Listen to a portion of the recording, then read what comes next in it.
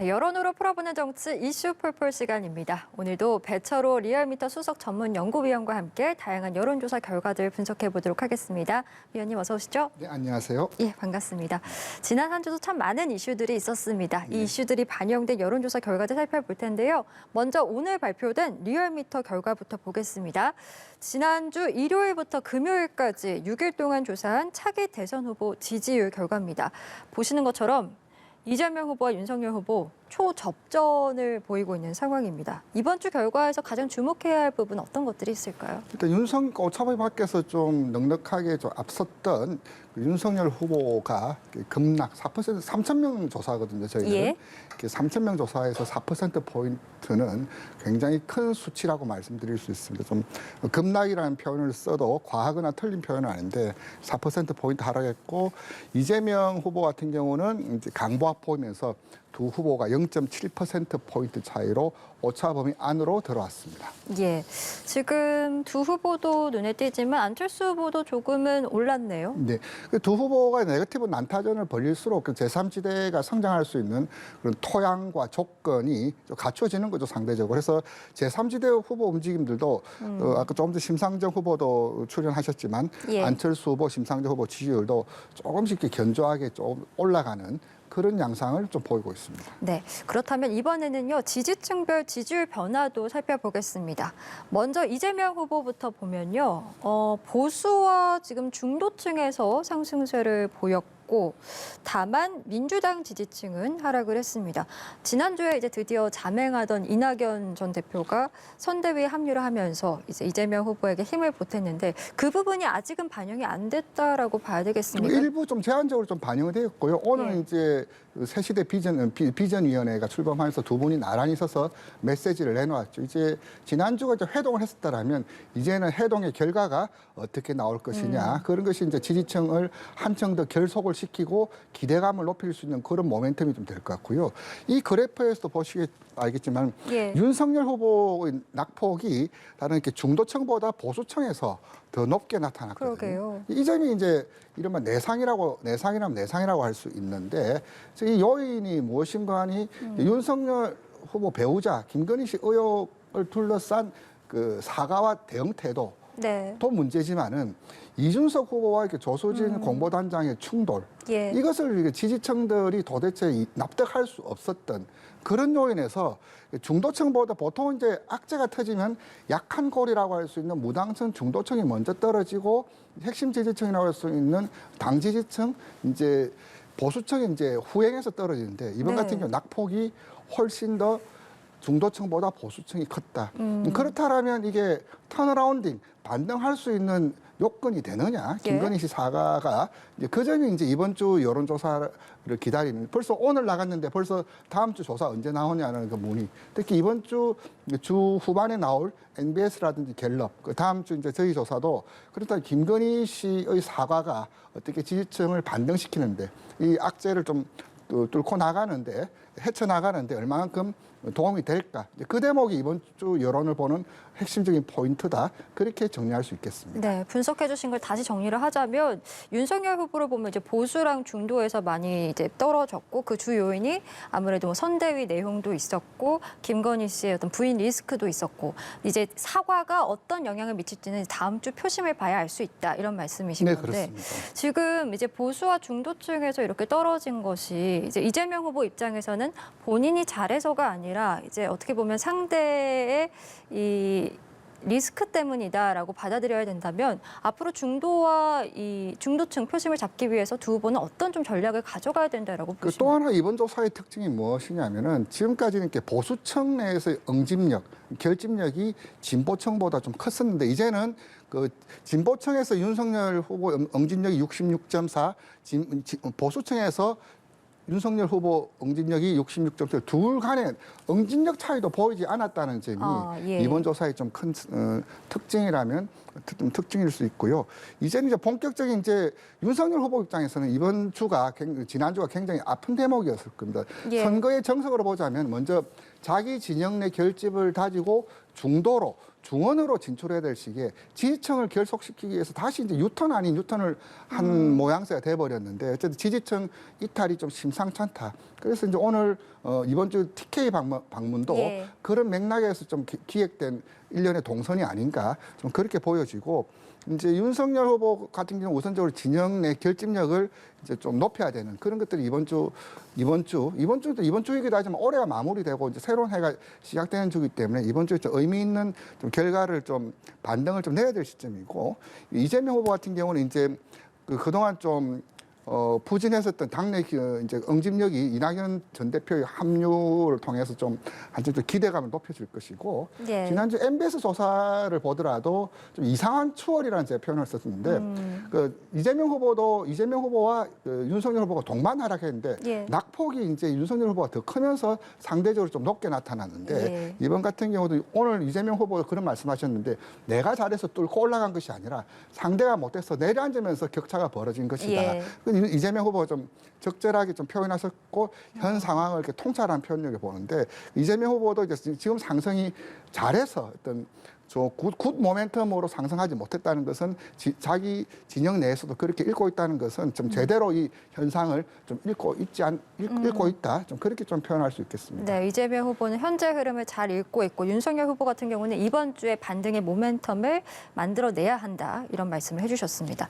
저희 그럼 이번에는요. 당선 가능성만 놓고 봤을 때 어떤 후보가 될 것 같냐라는 질문에 대한 시즈를 준비해봤는데요.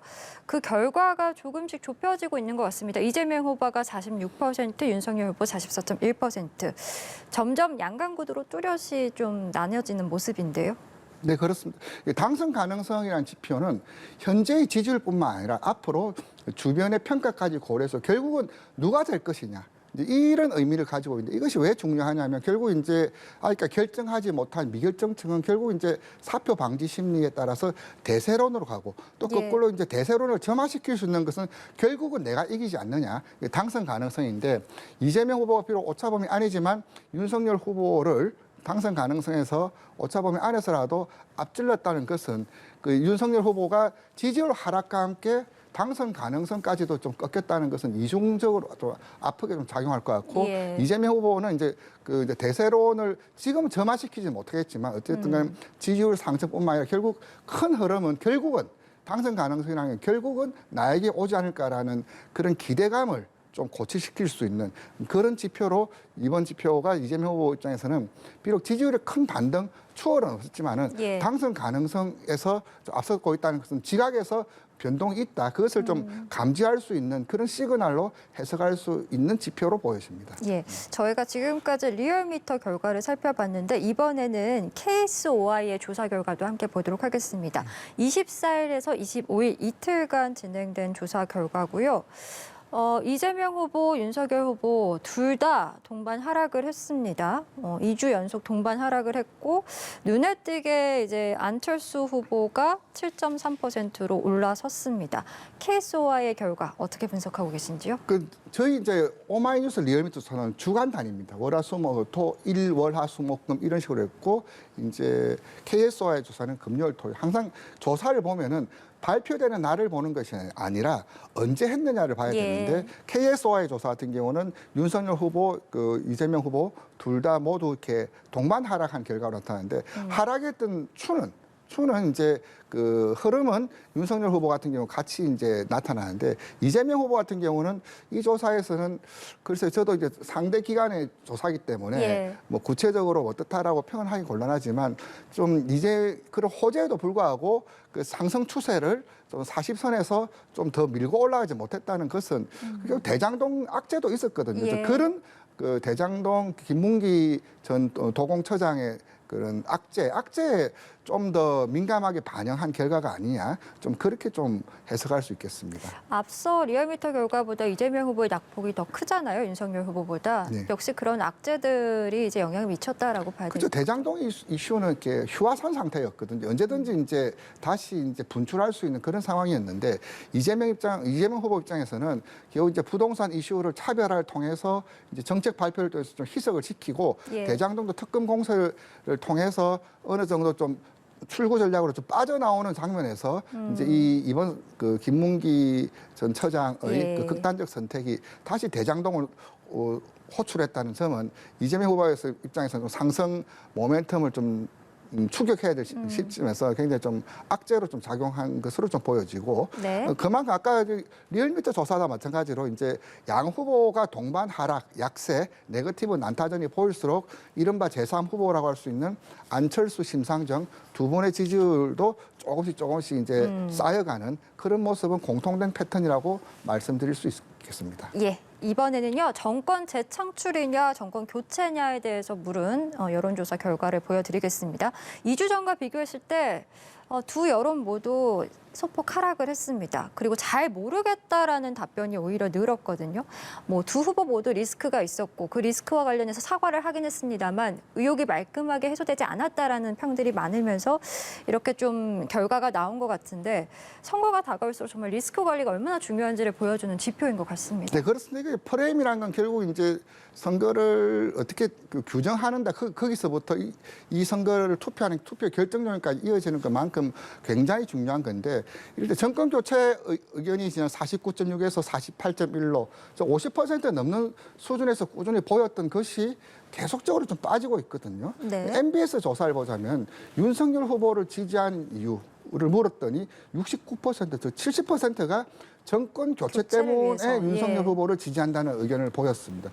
거꾸로 이야기하자면 정권 그만큼 윤석열 후보의 개인적인 어떤 개인기라고 할 수 있는 정책 역량보다는 정권 교체라는 큰 어떤 바람 그런 요인이 윤석열 후보를 지금까지 만들었고 끌고 갈 가장 큰 힘인데 그 정권 교체 의견이 희석되는 것만큼 후보 지지율은 같이 동조화될 수밖에 없거든요. 예. 윤석열 후보 입장에서는 정권 교체라는 어떤 필요 조건을 넘어서서 어떤 정권 교체, 윤석열은 어떻게 할 거라는 충분 조건을 만들지 않는다면 그런 어떤 외풍의 어떤 큰 흐름에 후보 지지율이 동조화해서 꺾이는 그런 동조 하락의 위험성을 좀 빨리 좀 탈출해야 될 것 같고요. 예. 정권 재창출 의견도 조금씩 이제 이재명 후보가 좀 따박따박 좀 쌓아 나가고 있는 것 같은 경우 지난주 같은 경우는 후보 지지율, 정권 재창출 이 의견 모두 조금씩 약보합을 보였고 그만큼 이제 10.9에서 14.4 그만큼 올라왔다는 것은 무엇보다도 양 후보의 네거티브 난타전에 따른 피로감 그 정치 불신과 염증이 그만큼 높아졌다. 보통 정권 교체든 재창출이든 동반 상승하는 것이 일반적 정상적 패턴이죠. 네. 이제 점점 이제 그렇죠. 뭉쳐지면서 올라가는 것인데 그만큼 이번 선거를 특징 짓는 이번 선거를 이제 비호감 선거 예. 뭐 이런 말까지 나올 정도로 네거티브 난타전에 따른 피로감이 그대로 묻어 있는 그런 성격의 지표 아니냐 그렇게 좀 설명드릴 수 있습니다. 알겠습니다. 저희 마지막으로요. 지난 금요일에 전격적으로 발표됐던 박근혜 전 대통령 사면에 대해서 찬성하느냐 반대하느냐 물은 질문에 대한 여론조사 결과를 가져와 봤습니다. 찬성이다라고 하는 답변이 과반을 넘었습니다. 57.7%. 뭐 정치권 입장에서는 이 대선에 박근혜 전 대통령 사면이 어떤 영향을 미칠지가 가장 촉각을 곤두세울 수밖에 없는 이슈일 텐데요. 어떻게 보고 계신지요? 셈이 강타할 것이고 지금 이제 사면 찬반이지만 31일 날 박근혜 대통령 회고록이 또 출간돼 있어요. 예. 또 거기서 또 어떤 내용이 나오는 것에 대해서 또 한 번 더 출렁거릴 그런 개연성이 있는데 이것이 이제 진영 간에서 어떤 그런 해석을 또 달리하지만 진영 내에서도 해석을 좀 달리하는 그런 기류가 있어서 당분간 좀 복잡하게 좀 굴러갈 것인데 대세에는 크게 영향은 미치지 않을 것이고 좀 근데 완전 회고록 내용이 어떤 내용이냐라고 나오는가에 따라서 정치적 해석 투쟁이 벌어질 것이고 네. 그렇게 된다라면 만약에 탄핵의 부당성을 언급한다라면 결국 이제 또 태극기 부대라고 할 수 있는 그렇게 통칭하는 그런 분들이 자꾸 화면에 등장하고 탄핵의 부당이 나타나면 최순실 또 윤석열의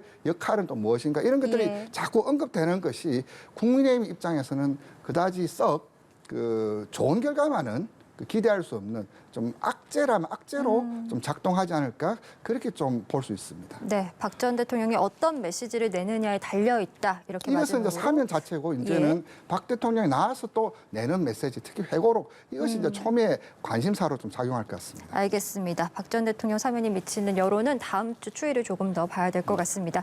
저희 오늘 여론으로 풀어보는 정치 이슈 폴폴 시간은 여기까지입니다. 오늘 말씀 고맙습니다. 네, 감사합니다.